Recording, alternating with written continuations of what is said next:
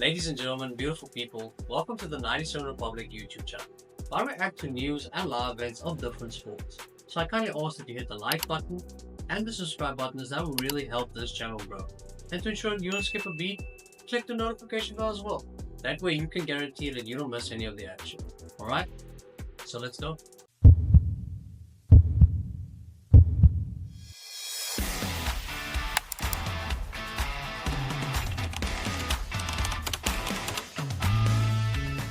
What is next for both Edmen Shahnazyan and Youssef Zalal following their victories at UFC Fight Night Canada versus Rodriguez? So I'm going to start off with the old golden boy. I'm going to start off with Edmen Shahnazyan following his knockout victory over Dylan Barker, where he basically tucked Barker in, gave him some anesthetics, sent him to sleep, blasted his doors off, and safe to assume regarding Edmen's next opponent that we have one of two possibilities. Now, no style points in saying this because it's blatantly obvious. But either Edmen's going to fight a ranked middleweight or unranked middleweight. Yeah, that's some big brain energy right there. But the one is way more probable than the other. Seeing that this will probably be the time for Edmen Shahnazyan to start racking up wins, gain momentum going into the middleweight rankings. Win another 2 fights, win 3 in a row, and then you head into the middleweight rankings. So when looking at it, it is not impossible that Edmen might face a ranked middleweight. However, would 100% make more sense for him to fight a few unranked guys before going into the middleweight rankings. But looking at the middleweight rankings, if Edmen had to match up against someone, now, what stylistic matchup would benefit Edmen if he had to fight ranked opponents? So it's either one of two. It's either Roman Kopylov or Michal Pereira. However, seeing both of them, probably pick Kopylov. Seeing that Kopylov is a good striker. He's not a great striker, but he doesn't possess an enormous amount of power where Michal does. And with regards to Kopylov, doesn't really use wrestling or grapples a lot within the octagon. He basically just serves as an all-out striker, and that would benefit Edmen. However, when looking at Michal Pereira, the man is extremely strong. He doesn't do any of that backflip shit anymore. He basically fights composed now, seeing that he's at probably the mature side of his UFC career, and basically solely focuses on winning now. So Michal could definitely try and take Edmen down, and I don't think Edmen would be able to resist or avoid Michal's wrestling if Michal decided that he wants to do that. As of right now, sure, Edmen will probably, he'll get better. He'll improve with regards to his wrestling defense and grappling defense, and maybe even improve in wrestling offense and grappling offense. But right now, would not have him face Michal Pereira. Probably Roman Kopylov would make much more sense, seeing that it will basically just be a striking battle. And I do think, honestly, that Edmen would have the advantage standing on the feet, right? Now, with regards to people he should 100% avoid, like the lunatic uncle at a birthday party, all of the grapplers inside of the middleweight division. That's basically ranked, especially from number 8 down to number 15. Every single one that is considered to be a grappler, you just avoid them completely. You don't even think about them. Don't even look in their direction. Basically, the Bo Nichols, the Roman Delitzes, the Marvin Vettori's, Brendan Allens, do not even mention that they exist at this point. But now when looking at unranked fighters, I have a list of do's and don'ts. And I'm not saying don't because Edmen is a bomb and he'll probably lose. I'm just saying stylistically would not benefit Edmen Shahnazyan going into that fight. So starting off with the don'ts of unranked fighters that Edmen Shahnazyan should probably avoid is basically, as I previously mentioned, anyone with good grappling credentials. So that basically includes Renier de Ridder right now. Don't mention his name. Andre Petrosky right now. Don't mention Rodolfo Vieira. They don't exist. They don't exist. Avoid them at all costs. But then looking at unranked stylistic matchups for Edmen that would actually benefit him, there's a couple. Basically, I made a list of 4 names. So at number 1, probably the one that I would like to see the most, and would be the most excited for, pertaining to both fighters, because I think it would be an incredible fight, is Edmen Shahnazyan versus Chris Curtis. Seeing that both men are strikers, both men don't really want to initiate in a grappling exchange. We'll basically have a 3-round war on the feet, with both men trying to knock one another out. Chris Curtis being extremely durable, and Edmen being really good with regards to his timing, with regards to striking on either the front or back foot. Would be an incredible fight. 100%. That should be the next fight for Edmen Shahnazyan, because I do think it's extremely winnable. Not saying Curtis is a bum, just saying, Edmen being the younger guy, having a lot of experience for a young guy within the UFC really counts for a lot. So 100% the first fight to make for Edmen Shahnazyan. But when looking at other guys, at number 2, probably have Cody Brundage. I think that would be an incredible matchup as well. Both men obviously considered to be strikers. Cody Brundage has a lot of power. Love seeing him fight. Love seeing Edmen fight, especially now when he goes up against a guy that has real power in those mids. And basically see how good Edmen is on the back foot. We saw it somewhat against Barca, but now we'll actually see the entirety of Edmen's striking background regarding defensive striker, because you cannot risk getting hit by Brundage, because he will knock your doors off. So do think that would be an incredible fight to watch. Then at number 3, Michal Oleksiejczuk. Now, once again, a guy that basically never takes a step back. He's extremely durable. We saw that in the fight against Shara Bullet. I do think Oleksiejczuk and Edmen would be an incredible fight. We'll 100% tune in for that fight as well. I have that at number 3. And then at number 4, probably have Edmen versus Ihor Potieria. Because I do think stylistically that would benefit Edmen a lot. Potieria being predominantly a striker, basically being a good striker, but I don't think he is as good as Edmen. I think going into that fight would probably end up betting my uncle on Edmen Shahnazyan. So that is basically what I think Edmen should be leaning towards next. It can even be someone maybe outside of this.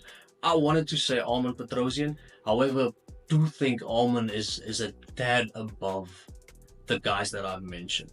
Well, I think probably if I was Edmen, win a fight against one of these 4 guys, then take on someone like Petrosyan, just to basically almost try and in some way try and prepare yourself for the middleweight rankings, because basically every single guy you see on the middleweight rankings, almost all of them had a win over Petrosyan. He is a really good fighter. If you manage to beat Petrosyan, then you're somewhat on that level.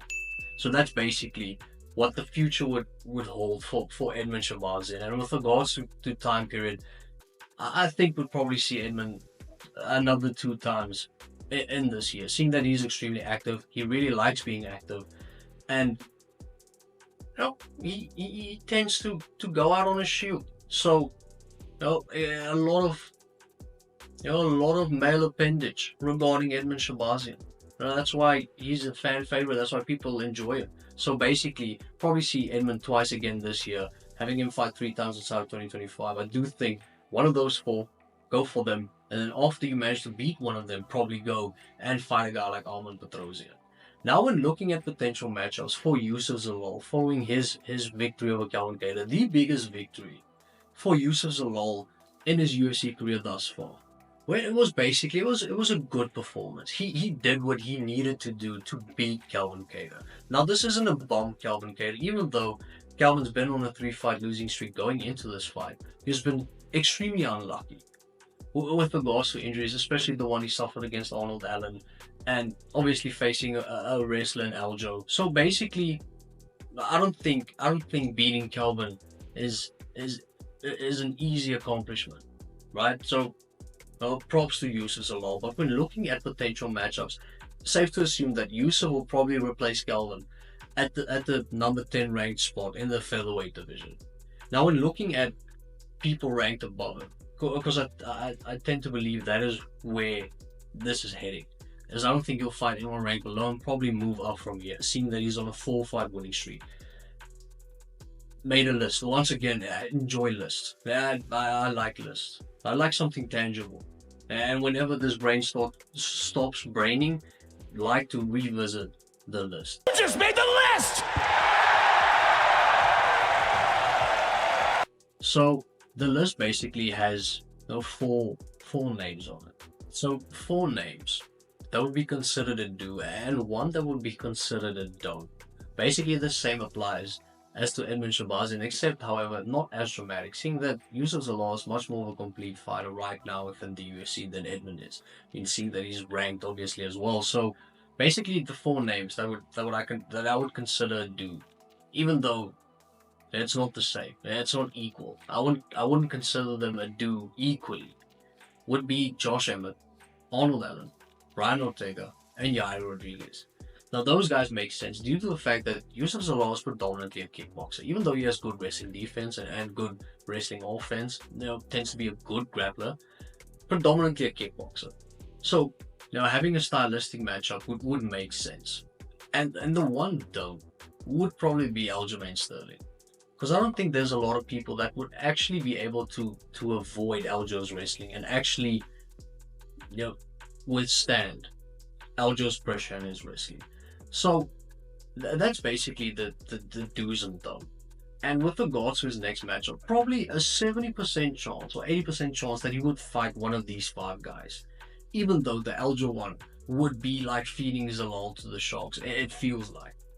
But with regards to the striking matchups, with regards to fighting either Josh Emmett, Arnold Allen, Brian Ortega, or Yair Rodriguez, I'd say the one that would make the most sense. At number 1, I would have Arnold Allen. Seeing that they're both kickboxers, both really good kickboxers, it would be an incredible matchup, extremely technical fight with regards to Youssef Zalal and Arnold Allen, where both basically serve as an out-and-out striker, and both fundamentals being kickboxing would be an incredible fight to see Arnold Allen versus Youssef Zalal. Do not think that Youssef Zalal versus Josh Emmett would be a good choice for Zalal, due to the fact that you could outperform Josh Emmett for 4 rounds, and then in the 5th you can visit Ben Askren in the Shadow Sphere. If Emmett connects 1 punch, would not advise anyone to fight him. I think Josh Emmett is probably the sanest lunatic that ever exists inside of the UFC, and you can see the pleasure in his eyes whenever he knocks someone out, the way he did to Bryce Mitchell.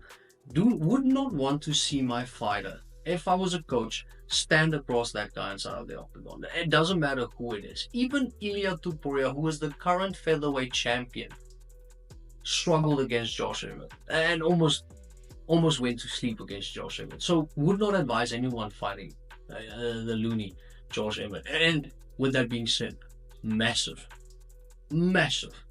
Josh Emmett fan. But probably be either Arnold Allen at number 1. Then at number 2, I would probably say what would make the most sense for Youssef Zalal is Brian Ortega. Seeing the fact that I think on the feet, I think Youssef would have a considerable advantage. And seeing that Brian has been on a rough couple of fights inside of the UFC, I do think that Youssef would have the advantage on the feet. I do think with regards to Brian Ortega and his grappling, I do think that Youssef would be able to withstand any pressure, any takedown attempts that Brian would have in the fight. Now he won't knock Brian Ortega out. It would basically bet the house on Brian Ortega surviving Youssef Zalal. However, I think Youssef would be able to outscore Brian Ortega. I think he'd be able to get a unanimous decision victory over Brian Ortega due to the fact that he's extremely difficult to hit. Youssef Zalal is obviously, his footwork is incredible, has really good head movement, is initiating when it comes to striking, is really good, picks his moments exceptionally well, has good timing. Just think overall he has the advantage over T-City on the feet, and think he would probably be able to beat him somewhat in the same way that he beat Calvin Kattar this past weekend. And when looking at the number 3 on this list, so obviously I have Josh Emmett at don't do that, and then basically just above Josh Emmett don't do that would probably be Yair Rodriguez. Seeing that, if we look at pure kickboxing, not a lot of guys in the featherweight division that would probably beat Yair Rodriguez. If both men made a pact to not initiate any wrestling, don't think there's a lot of people that would beat Yair Rodriguez. So I do think on the feet actually that Yair will have the advantage against Youssef Zalal. But in saying that, Youssef could actually take Yair Rodriguez down. Youssef could actually win that fight in a very different way than winning than the way he did, obviously against Calvin Kattar, and potentially could do against T City. So the Yair Rodriguez fight would somewhat make sense. But then Yusuf Zalal's game plan would basically be, somewhat feel him out on the feet and then basically shoot for a takedown, dominate him, and maybe even finish Yair on the ground. Because we've seen, and Yusuf Zalal's past 3 fights leading up to the Calvin Kattar fight, he basically submitted all 3 of his opponents. Has really good jiu-jitsu on the ground. So that would basically be his road to victory with regards to fighting Yair Rodriguez. And that's basically my opinion on what's next. And if I had to pick someone, I would say that Arnold Allen would make the most sense. I think Yusuf Zalal's next fight would probably be against Arnold Allen, and would 100% watch that with undivided attention. Would absolutely avoid responsibilities in watching that fight. But let me know in the comment section. With regards to Edmen Shahnazyan, who do you think Edmen should fight next within the middleweight division? Does it make sense for him to actually fight a ranked opponent right now, or should he wait? Should he maybe rack up a few wins? And let me know with regards to Yusuf Zalal, who do you think Yusuf should be fighting next within the rankings of the featherweight division? What makes the most sense? If you are a Yusuf fan, who would you like Yusuf to fight next? And if you aren't a Yusuf fan, who would you like Yusuf to fight next?